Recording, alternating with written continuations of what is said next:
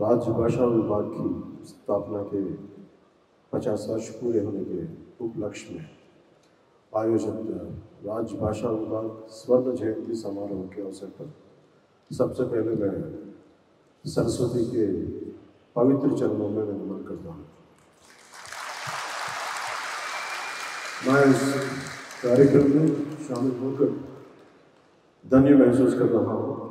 इसके लिए मैं माननीय प्रधानमंत्री श्री नरेंद्र मोदी जी का विशेष आभारी हूँ। उनकी हिंदी सेवा और सभी मातृभाषाओं के प्रति सम्मान भाव के लिए मैं हृदय से कृतज्ञ हूँ।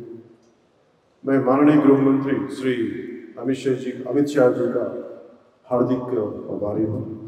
मैं इस कार्यक्रम के मुख्य अतिथि माननीय केंद्रीय कोयला एवं खान मंत्री श्री किशन रेड्डी जी तथा राज्यसभा के उप सभापति महोदय श्री हरिवंश जी का हार्दिक स्वागत करता हूँ।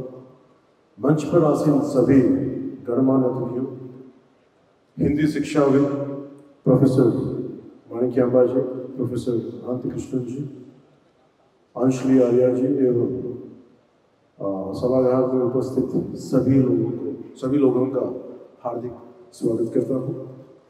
मैं आप सभी को राजभाषा विभाग स्वर्ण जयंती समारोह की हृदय से बधाई व शुभकामनाएं देता हूँ। साथ ही मैं पूरे देशवासियों को इस हिंदी दिवस की हार्दिक शुभकामनाएं देता हूँ। हमारा भारत विविधताओं का देश है। अलग अलग संस्कृति और भाषाओं से भरा है, लेकिन फिर भी हम एक हैं। और इसका सबसे बड़ा कारण है भाषा से जुड़ी हमारी एकता।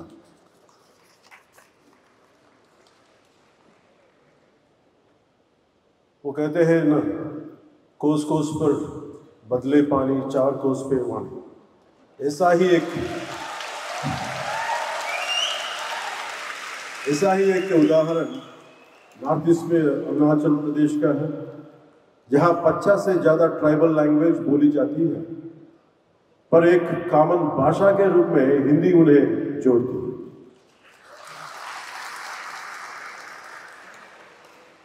हिंदी से जुड़ा एक दिलचस्प किस्सा याद आता है। बात ब्रिटिश शासन की है। उस समय यूरोप से कुछ मिशनरी भारत आए। उन्होंने आंध्र प्रदेश के एक विद्वान गिड़गु राममूर्ति पंतलू से एक आदिवासी भाषा सीखी। नाम था सबर भाषा। फिर उसी भाषा में धार्मिक किताबों में अनुवाद किया। सोचे, जब विदेशी लोग हमारी भाषाएं सीख सकते हैं, हम जर्मनी जाते हैं कमाने के लिए तो जर्मन सीखते हैं, जापान जाते हैं तो जापानी, तो हम अपनी ही हिंदी भाषा से इतना डरते क्यों? ये डर क्यों? छुपा क्यों? झिझक क्यों? हम ये नफरत छोड़नी चाहिए, झिझक छोड़नी है। हिंदी कोई जबरदस्ती की चीज नहीं है। ये एक ऐसी भाषा है जो पूरे देश में आसानी से समझी जाती है। सोचिए, जब हमें नौकरी में फायदा चाहिए होता है या सोशल मीडिया पर पॉपुलर होना है, तब हम हिंदी का खूब इस्तेमाल करते हैं। पर जब बात राजनीति की आती है तो कुछ लोग कहते हैं हिंदी जो थोपी जा रही है। अब बताइए क्यों ये सही है? हम अंग्रेजी को मॉडर्न कहकर अपना सकते हैं, तो हिंदी को अपनाने में शर्म कैसे?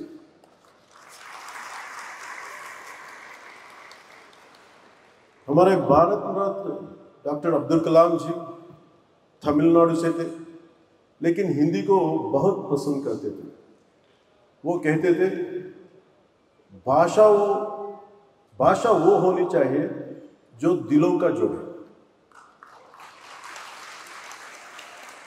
तो आइए हिंदी को भी इसी नजरिया से देखें, ना तो जबरदस्ती करें ना विरोध, बस समझो और अपनाएं।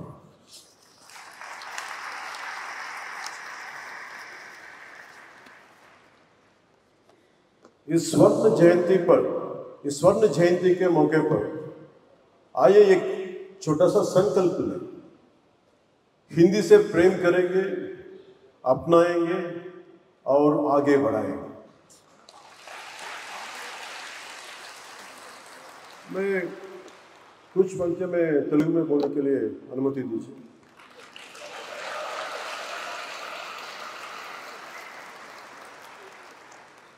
ఒక బెంగాలీ గీతం జాతీయ గీతమైంది, ఒక పంజాబీ భగత్ సింగ్ భారతదేశానికి ఒక రెవల్యూషనరీ ఐకన్, రాణా ప్రతాప్ శౌర్యానికి దేశానికి ఎక్కడో రాజస్థాన్లో ఉన్న రాణా ప్రతాప్, తమిళనాడులో ఉన్న Abdul Kalam missile man of India, Madras presidency Dravida ప్రాంతంలో ఉన్న ఒకళ్ళు చేసిన జెండా, మువ్వెన్నెల జెండా మన భారతదేశానికి తిరంగా అయింది. ప్రతి భాష జీవ భాష. మనం మాట్లాడే తెలుగు, తమిళ్, కన్నడ, మలయాళం, ఒరిస్సా, ఒడియా, ఏ భాషలైనా కావచ్చు, మన మాతృభాష. కానీ రాష్ట్ర భాష మటుకు హిందీ. మనం ఇంట్లో మాట్లాడుకోవడానికి మాతృభాష ఉంది, కానీ మన ఇంటి సరిహద్దులు దాటితే మనకి రాజభాష హిందీ ఉంది.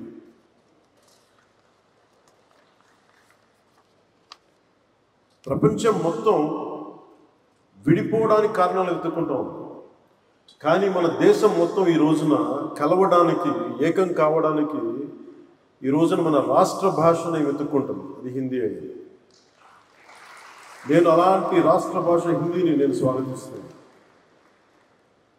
ద్రావిడ భాషలు కావచ్చు, తెలుగు, తమిళ్, కన్నడ, మలయాళం, ఏ భాషలు కావచ్చు, దేశంలోని అన్ని భాషలు కావచ్చు, మన మాతృభాష మీద మన గౌరవం ఉంటుంది. మన మాతృభాష అమ్మ అయితే, మన అమ్మ భాష అయితే దాని మన పెద్దమ్మ భాష హిందీ. విద్య, వైద్యం, వ్యాపారం, ఉపాధి, వీటన్నిటికీ అన్ని భాషలు, వీటి కోసం అన్ని భాషలు, మాండలికాలు గోడల్ని ఛేదించుకొని వెళ్ళిపోతున్నారు వీటి అవసరం కోసం. ఇలాంటి సమయంలో హిందీ వద్దనుకోవటం, హిందీని వ్యతిరేకించటం రాబోయే తరాల అభివృద్ధిని పరిమితం చేసేది. ఒకరితో కలవడం అంటే, మన హిందీని నేర్చుకోవడం అంటే మన ఉనికిని కోల్పోవడం కాదు, మనం మరింత బలం చేకూర్చుకున్నాం. ఇంకొక భాషను అంగీకరించడం అంటే మనం ఓడిపోవడం కాదు, కలిసి ప్రయాణం చేయడం. హిందీని రాష్ట్ర భాషగా అడగటం అంటే, రాష్ట్ర భాషగా ఉండటం అంటే it is not a submission, it is an edition. English నేర్చుకుంటేనే కదా మన ఐటీ రంగంలో అందిపుచ్చుకోగలిగాం. అలాంటిది దేశం మొత్తం మీద హైయెస్ట్ పాపులేషన్ మాట్లాడే థర్డ్ హైయెస్ట్ లాంగ్వేజ్ ఉంది. మరి దాన్ని నేర్చుకోవడంలో అడ్వాంటేజెస్ ఉన్నాయి, కానీ డిసడ్వాంటేజ్ ఎప్పుడు చూడండి. ఉర్దూని యాక్సెప్ట్ చేసి, పర్షియన్ని యాక్సెప్ట్ చేసి, ఉర్దూని యాక్సెప్ట్ చేసి హిందీని మీరు మా మీద రుద్దుతున్నారనేది చాలా చాలా అవివేకం అనిపిస్తుంది. If you could accept Urdu, why don't we accept Hindi? What is the problem? అందుకు నీకు ఒక్కసారి ఈ రోజున south Indian films 31% of the films హిందీలో 70 రెవెన్యూ వస్తుంది. వ్యాపారానికి హిందీ కావాలి, వ్యాపారానికి హిందీ కావాలి, నేర్చుకోవడానికి హిందీ ఇబ్బంది. That's my question on this. అందుకని నేను మనస్ఫూర్తిగా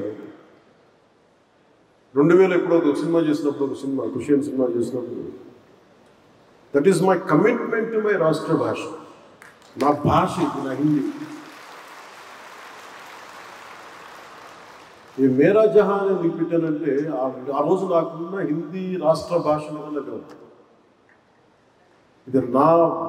ఇది ఎందుకు ఒక తెలుగు సినిమాలో హిందీ పాట ఎందుకు పెట్టాల్సి వచ్చిన అవసరం వచ్చిందంటే, ఇది మాతృభాష నా తెలుగు అయితే నా రాష్ట్ర భాష హిందీ చెప్పడానికి చేసింది. అందుకని వన్ మోర్ టైం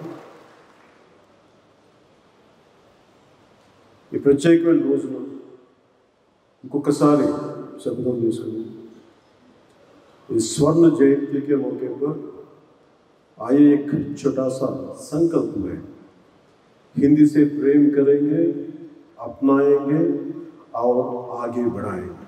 धन्यवाद. जय हिंद,